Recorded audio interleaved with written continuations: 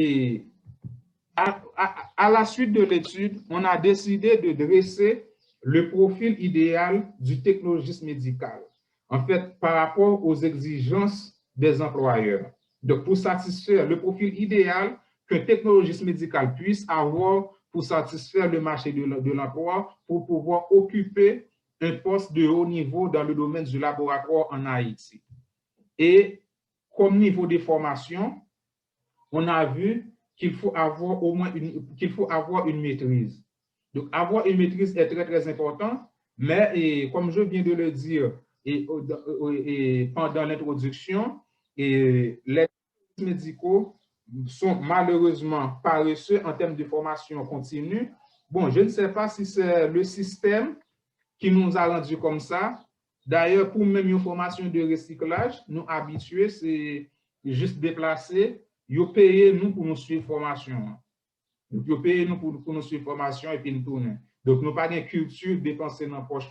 Donc, c'est vrai que nous connaissons que les professions, donc c'est bien malheureux par rapport à niveau salarial, là, c'est des gens de petites bourses qui la donnent, mais cependant, venir mélanger avec le fait que ils gâté nous, n'importe quelle formation, il faut que nous payions nous pour lui, ça veut faire que nous n'avons pas de culture payée pour tête.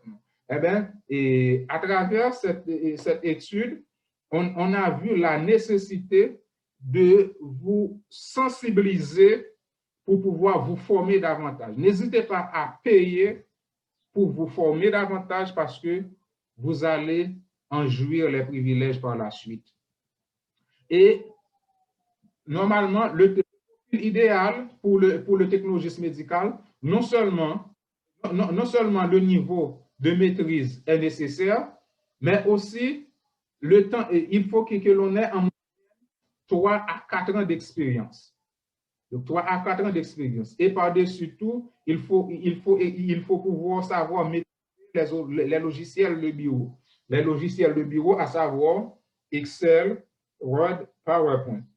Donc, Excel et Word, pour pouvoir dresser des rapports, surtout dans la majorité des ONG et au sein de certaines institutions, Excel est utilisé pour faire ce que l'on appelle la gestion de stock. Et il y a beaucoup de choses qui sont faites également et qui sont faites sur Excel. Donc, c'est très important. Et PowerPoint également, donc en tant que lab advisor, du moins lab officer, ou du moins en tant que occupant d'un poste de haut niveau, c'est sûr que vous allez être sollicité régulièrement pour faire des présentations. À ce moment-là, il faut savoir et manipuler PowerPoint.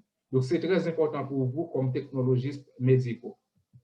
Et également, il ne faut pas négliger l'anglais. On l'a vu que dans plus de 50% des offres d'emploi, on exige que le technologiste médical puisse savoir parler l'anglais afin que l'on puisse l'accepter pour l'offre.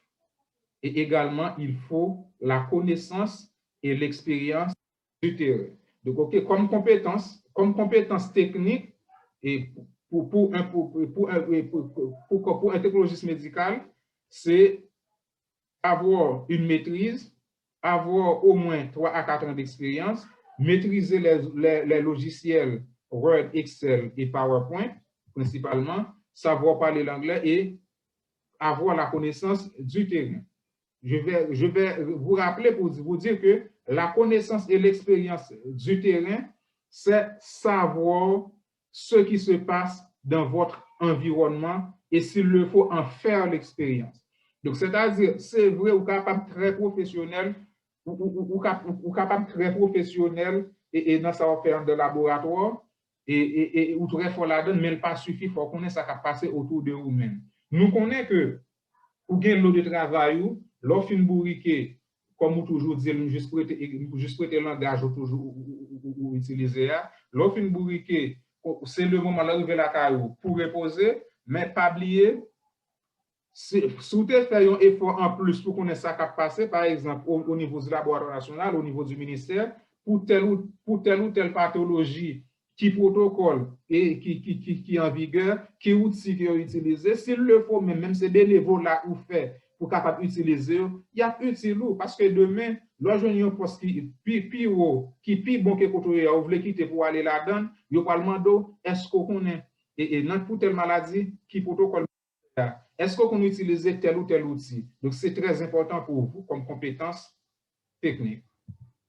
Maintenant, et comme compétence personnelle, c'est il faut que vous ayez la capacité d'organisation leadership.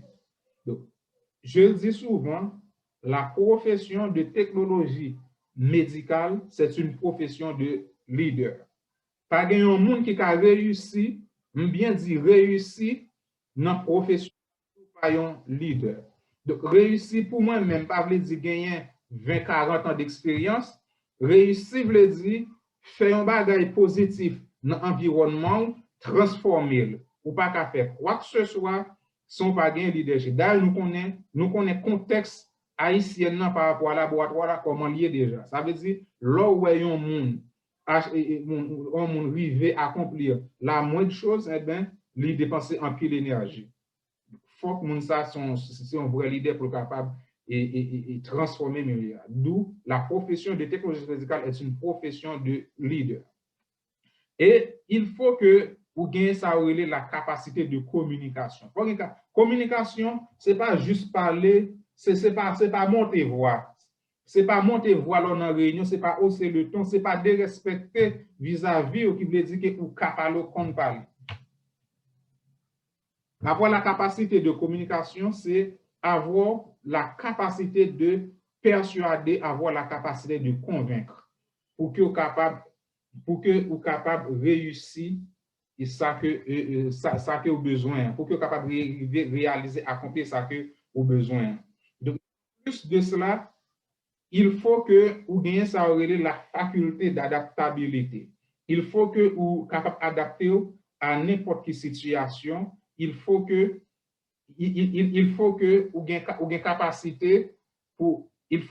capacité pour que vous capable adapter pour pas n'en plein seulement des conditions pas favorables, mais il faut être capable de capacité pour utiliser minimum de ressources pour adapter et pour capable transformer le milieu. C'est ça un leader.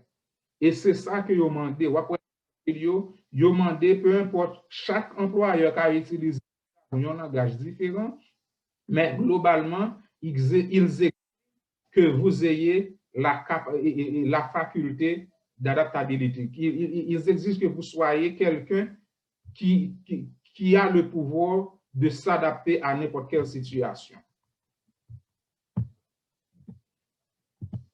OK. En plus, il faut également que vous soyez quelqu'un de très relationnel. Il faut que vous soyez quelqu'un de très relationnel. Donc, c'est ça, pendant que je venais à ça, ça rappelait que pendant que je poste actuellement côté là, je suis allé un côté, dans le cadre d'installation de nouveaux équipements. Donc, malheureusement, tu as un aménagement pour te faire dans le laboratoire là, mais c'est un coordonnateur, un superviseur régional, et un superviseur régional, un collègue technicien, il est capable de relayer pour informer que mais qui ça y fait. Donc, mais qui ça y fait, mais qui aménagement y fait là, mais qui ça fait dans le laboratoire là pour que pour que soient capable de recueillir nouveaux équipements. Eh bien, pour la manager, le directeur médical là dit comme ça, ah, un tel, et mon cher, on quitte. Puis, on quitte plutôt c'est l'elvini, parce que le caractère est trop difficile. Donc, c'est juste, c'est pas pour critiquer, mais c'est juste pour dire que il faut que vous soyez quelqu'un de très relationnel. Très relationnel, pas veut dire que, pas veut dire que, ou obligé maintenant quoi avec tout le monde. Très relationnel veut dire qu'il faut que vous cultivez de très bonnes relations dans la limite du professionnalisme, ou cultiver de très bonnes relations avec les autres. Et il faut également soyez quelqu'un d'autonome. Il faut que vous soyez quelqu'un d'autonome. Pour que ce n'est pas que pour n'importe les VPO, vous obligez un superviseur qui ou des situations pour capable ou des bons problèmes, pour résoudre problème non, ou obligé c'est un superviseur qui dit oh, mettez le problème résoudre ou pas une capacité pour identifier le problème et résoudre de par vous-même seul. Il faut que vous-même ou développer ça aurait autonomie la carrière parce que non seulement il y a exigé mais leur vient à niveau pour ça comme si vous voulez avoir besoin. Et il faut en dernier lieu pour les compétences techniques que vous ayez ce que l'on appelle en fait, le sens de responsabilité. Il faut que vous soyez responsable. Il faut dire tout que je suis l'équipe. L'équipe n'existe pas sans moi. Je suis l'équipe et l'équipe est moi. Ce n'est pas dans le sens de superstar, mais c'est dans le sens que lorsque vous avez pour faire pour l'équipe, eh bien, vous partez de son monde pour faire. OK? C'est très important. OK? Donc, ça, je vais faire un bref rappel pour le profil idéal qu'on a pu dresser et de l'étude.